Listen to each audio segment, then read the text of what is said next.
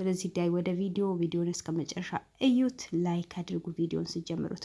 ውድ ቤተሰቦቼ አቶ ደጀኔ የሚባለው ቅመመ ቀማሚ የባህል መድኃኒት የሚቀመመው ሰሞኑ ምን ባልታወቁ ሰዎች ልጁ ከትምህርት ቤት አምጥቶ ወደ ቤት አስገብተዋት ሌላ ቦታ ላይ ስራ ሲሄድ ጊዜ ባልታወቁ ሰዎች ታፍኖ እንደሄደ ነው የተሰማው። ግን ያ ነገር ደግሞ ያደረጉት እነዚህ ጋዜጠኞች ናቸው ተብሎ ነው የተወራው ነበረው። ግን ጋዜጠኞች ቢይዙትም ፊት ለፊት ከህግ አካላት ነው እንጂ በምንም ተአምር በእንደዚህ በውሸት ነገርም አይደለም። ስለዚህ ውድ ቤተሰቦቼ እነሱ ምንም ያደረጉት ነገር የለም። ምንም ነገር እንዳያደረጉ ወይስ እነሱ እጃቸው እንደሌለበት ሚኪያስ ትላንትም ተናግሮ ነበር፣ ዛሬም ተናግረዋል።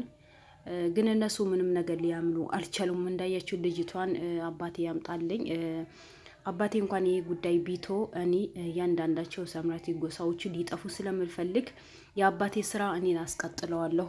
አባቴ ጀግና ነው፣ አባቴ እንዲህ ነው። እነሱ እንኳን ሊኖሩ ተውና ስማቸው ሲጠራ እንኳን ማልፈልግ ሴት ነኝ።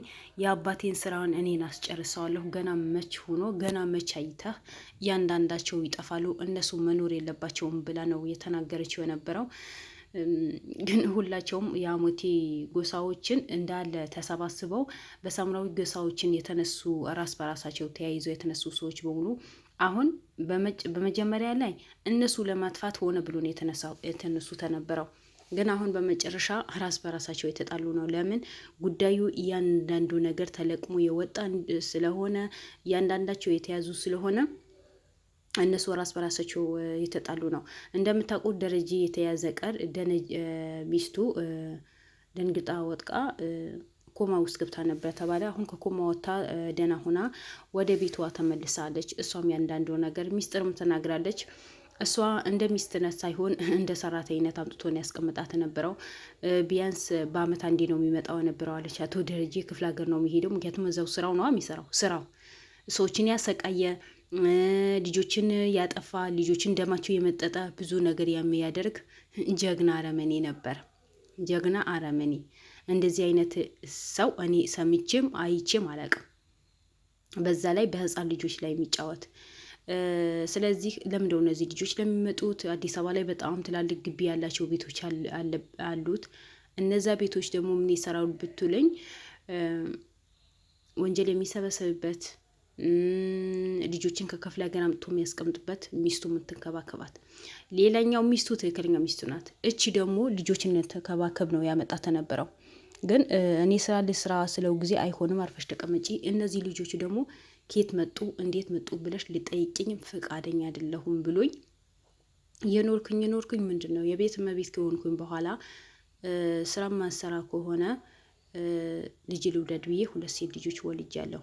ሲጀመር የዛኔ ከቤተሰቦቼ ተስማምቼ አግብቶኝ ካመጣኝ በኋላ ቤተሰቦቼ የሚባል ነገር አላይም፣ የት እንዳለሁም አያውቁም፣ የት እንዳሉም አላውቅም ነው ያለችው። አስቡት። የገዛ ሚስቱ ከቤተሰቦቿ እንዳትገናኝ ነው ያደረጋት። ምን አይነት ጨካኝ ቢሆነው ይሄ ደረጀ የሚባለው ሰውየው። ደረጀ ነው ደጀኔ ቢባል ይሻል ነበር እንጂ። ስለዚህ ያኔ ቤተሰቦች የት እንዳሉ አላውቅም አለች። በምንም ታም ግን አሁን ልጅ ከወለድኩኝ በኋላ በአመት ሳይሆን ተሎ ይመጣል፣ ያየናል። ልጆቹም ስለሚያስጨናንቁት ልጆቹም ለምን አትመጣም ብሎ በየቀን ጭንቀቱ ስለሚከቱት ይመጣል። እና ልጆች ከወለድኩኝ በኋላ ደግሞ እነዛ ልጆች ማምጣት ተዋል። ግን ልጆቹ በጣም የሚያሳዝኑ የክፍለ ሀገር ልጆች ናቸው። ምንም ማያውቁ እንኳን መብላት የማይችሉ ልጆች ናቸው ሰብስቦ የሚያመጣቸው። ምን እንደሆነ አላውቅም። ስለ እነዛ ልጆች ነገር ደግሞ ምንም ነገር መጠየቅ አልችልም። እሱ ማለት በጣም ጨካኝ ነው። እሱ ማለት እንደዚህ ነው፣ በቃ እሱ ማለት እንደዚህ ነው ብላ ብዙ ነገር ነው የተናገረችው ስለ ባልዋ ማለት ነው። ጨካኝ መሆኑ ሁላችንም እናውቀዋለን። ሁሉ ነገር።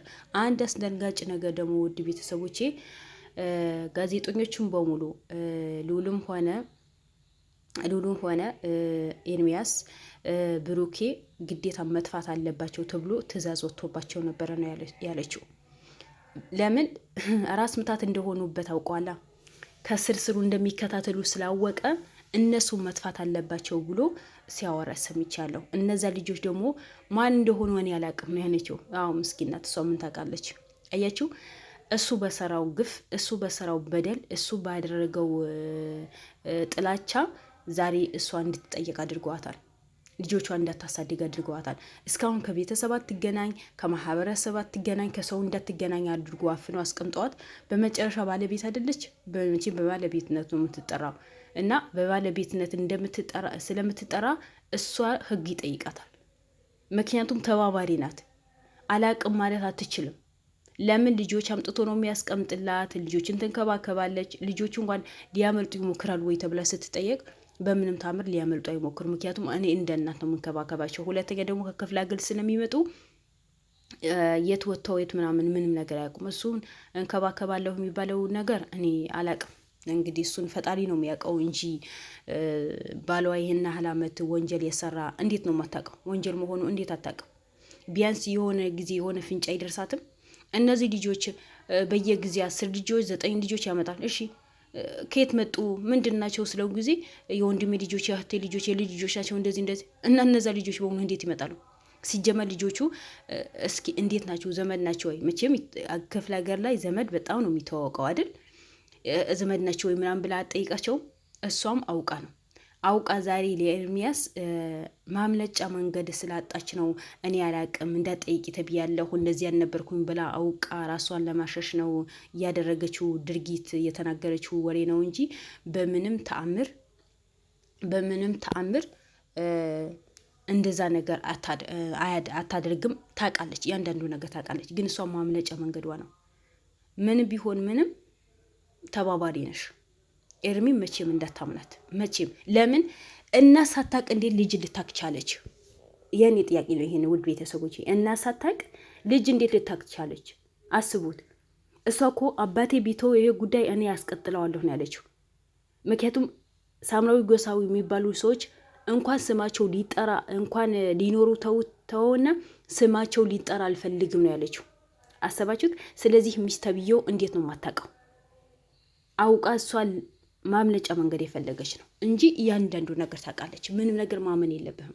እና ነገሩ ማምለጫ መንገድ ብትፈልግም ባትፈልግም ቤቱ ስለተገኘች ሚስቱ ስለሆነች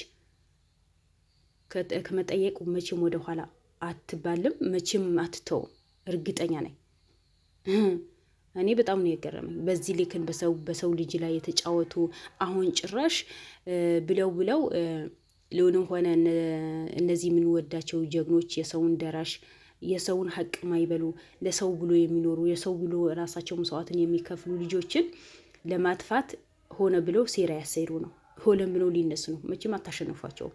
መቼም ቢሆን መቼም እነሱ ለእናንተ እጅ አይሰጡም። እነሱ ለእውነተኛ ስለሚሰሩ ለሀቅ ስለቆሙ ፈጣሪ ጥሎ አይጥላቸውም። ይብላኝ ለእናንተ እንጂ ሁሌ እንዳጨበጨባቸው ሁሌ እንደተቃጠላችሁ የኖራችሁ ትኖራላችሁ እንጂ በምንም ታምር ሉሉም ሆነ ኤርሚያስም ሆነ ብሩኬን ሆነ ማንም ጫፋቸው አይነካቸውም። ለአመላችሁ ነው የምትንጫጩት። ጭራሽ አበደ እኮ አለች። ለምን አያብድም? የሰራው ስራ እኮ ነው ዛሬ ባልታወቁ ሰዎች ታፍኖ የሄደው። ጥሩ ስራ ቢሰራ እንደዛ ያደርግም ነበር። ለምን ይደበቅ ነበር? ወይ እኛ ማናውቀው ብዙ የሰራቸው ወንጀሎችን ሉሉም ሆነ ኤርሚያስ ሆነ ብሩክ ያደረሱበት ወንጀል በሌላ በኩል ሰው ያገኘው ወንጀል ኑሮ ይሆናል። እነዚህ ሰዎችን ከስር ተከታትሎ የያዙት። ስለዚህ ሴትዮዋን መጠየቅ አለባት። ወለ ታመመችው ሆነ አላቅም የሚባል አማርኛ የለም። እናት ሳታቅ ልጅ አታቅም። ልጅ በዚህ ልክ እያንዳንዱ ነገር ልጅ አውቃ እናት እንዴት ነው የማታውቀው? በምን ታምር? ከእውነት የራቀ ውሸት ስለሆነ መጠየቅ አለባት። እናንተ ደግሞ ምንም ማንም ይሁን ምንም ጫፋቸው መንካትም አይችሉም። እናንተ የህዝብ ልጆች ናቸው። ህዝብ ነው የምታገለግሉ። የሚያለቅስ የራበው የጠማውን የምትንከባከቡ ጀግኖች ናቸው። ስለዚህ ጉዞ ወደፊት እንጂ መቼም ወደ ኋላ የሚባል ነገር የለም። ሁሌ አሸናፊ ነው የምትሆኑት እንጂ ተሸናፊ አትሆንም። ደረጃውን ደግሞ ለእጁ ነው ያገኘው። ሴትዮዋም ደግሞ በህግ መጠየቅ አለባት እላለሁ። ውድ ቤተሰቦቼ እንግዲህ ካሁን በኋላ ጉዳዩ ይዘጋል። የሚዘጋበት ጊዜ ተቀራርበዋል። እንግዲህ በተስፋ እንጠብቃለን እስከ መጨረሻ። እወዳቸዋለሁ። ባይ ባይ።